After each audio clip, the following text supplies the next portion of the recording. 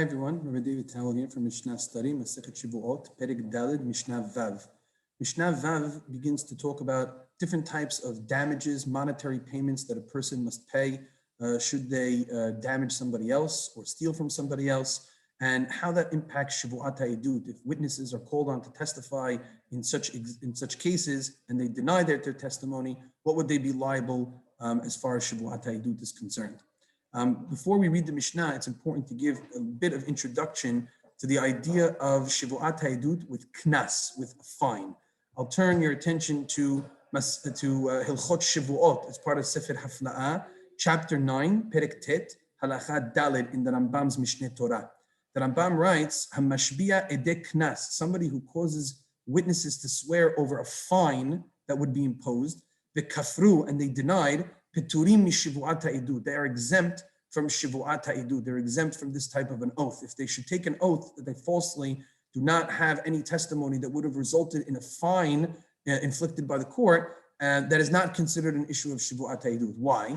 Because if the one who's being prosecuted over here, convicted, would have came first, vehoda, and admitted to it, he would have admitted to the actions that he did and would have paid the fine. He would have been exempt from paying. In other words, let's say, even though the witnesses came later on. Therefore, it's not the witnesses who caused the person to have to pay levada. Rather, it is also the testimony together with the denial of the convicted person that he didn't commit this crime. And since had he admitted it in the first place, their testimony would not have done anything. If they deny it and they swear, peturim. So this goes back to the major idea we've been saying about Shevuat HaEdut. One is only liable for a false Shevuat HaEdut if their Shevu'ah or their lack of testimony would have caused a loss to the person who is asking them to testify on his behalf. However, over here, since we're talking about a knas, a fine or a penalty, which could have been avoided by the one being convicted by simply admitting that he did the act, he would not have had to pay a fine. So then the witnesses who are coming and testifying are not really the ones who are solely causing the loss to the person. It is also the fact that the person who's being convicted has denied it and has not admitted it. So since there's a combination of factors that would go into the payment over here, the witnesses themselves are not the ones who are causing the payment to happen or the loss to happen, and therefore they're not obligated in Shevuat HaEdut. Keeping this in mind, we now turn our attention to Mishnah Vav, which talks about examples of not knas, not penalty, but rather cases which are involved in both, which have a connection to penalty, but are really nezik, are really damage, straight up damage. And you'll see what I mean when we read the Mishnah. The Mishnah says, Mashbiya ani alechem. A person comes to two witnesses and says, I administer an oath upon you. Im lo tavo, if you will not come, ut'iduni, and testify on my behalf, sheyesh li biyad piloni, that I have in the possession of such and such person's hands, nezek, in other words, damage. He did damages, he has to pay me back. That's considered a damage, it's not a penalty. V'hatzi nezek, half damages. That would be in a case, let's say, we read about in the Torah, a shor tam, an ox who gores, but does not have a history of goring. And so therefore, the penalty is only half of the damage. But that is not a knas, as we call it. It's not a penalty. It's damages that he has to pay. Tashlume kefil. Tashlume kefil is if a person steals an object and then denies or is found to be guilty of stealing it without coming forward and presenting it on his own, then he has to pay double back to the person. But that is not considered a penalty. Rather, that is considered part of the damages. Tashlume arba'a v'hamisha. A person has to pay if he steals someone else's sheep or ox and slaughters it. He has to pay back 4 times the amount for the sheep, 5 times the amount for the ox. And this is part of the Torah's requirement. And he would have to pay. Rabbi David says, Mishum karna, because it's talking about keren. He has to pay back the principal amount, but 4 or 5 times. This is not considered a penalty. This is rather considered part of the damages that he would have to do.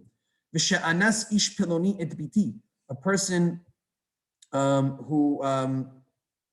who claims that someone else raped his daughter, and the Rabbeinu Ovadia over here says it's not the rape itself. The rape itself would warrant a penalty, a fine, a knas. However, together with the rape, there's also boshet, there's embarrassment, shame, upgam, and physical damage those things are mammon. Those things are regular damages which the person would have to pay. It's not a penalty.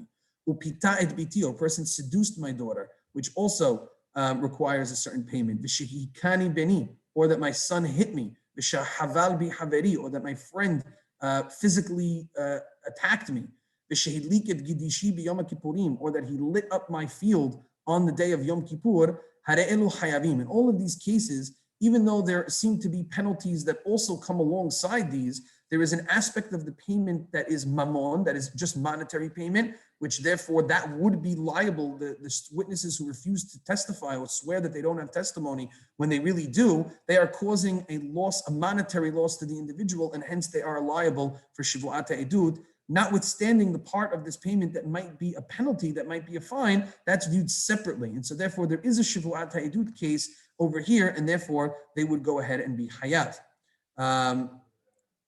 Says Rabbeinu Ovadia, what are some of the hidushim of the cases like where his son hit him or lighting one's field up on Yom Kippur, even though those things are accompanied by a potential death, right? If you look at Rabbeinu Ovadia, he says, V'shehikani beni, haka'a she'en bahabura. We're talking about a hitting, a physical attack by the son on the father, which did not make a wound in the father. And as a result, eno hayav aleha mita, he's not liable for death. If he was a type of wound that he inflicted, then he'd be liable for death. Then the death penalty would be administered. Money would not be administered. Hence, a Shevuot Edut would not apply here because they would not be causing a monetary loss. Since there's no death, there is a punishment of monetary payment from the son to the father. Hence, there is a Shevuot Edut case. Likewise, in the case of lighting up a person's field on Yom Kippur, again, it would be technically a death penalty, right, over here. He says, "V'shahaval bi haveri b'yom kippurim." The text of Rabbeinu Ovadia says that the person caused damage to him on Yom Kippur. V'nakatla da'afagav da'anush karet hayav mamon. Over here, the punishment on Yom Kippur is not a death penalty; it's a karet penalty. Now, karet is bidei shamayim. Since there's karet bidei shamayim, there is also monetary payment bidei adam. V'lachen, if a person caused damage to somebody on Yom Kippur or lit up their fire on Yom Kippur, although they violated a melacha that would then warrant karet, since that's bidei shamayim, there is also a monetary payment that accompanies there, hayav mamon. Hence, if there's a Shevuot Edut situation, the witnesses will be liable because they are causing a monetary loss. So the thing that we always have to constantly think about is the idea of whether or not the witnesses are causing a monetary loss. If they're causing a monetary loss, they're going to be liable for Shevuot Edut. If not, because there's some other penalty or it's a knas or because there's death, then they're not going to be liable for Shevuot Edut.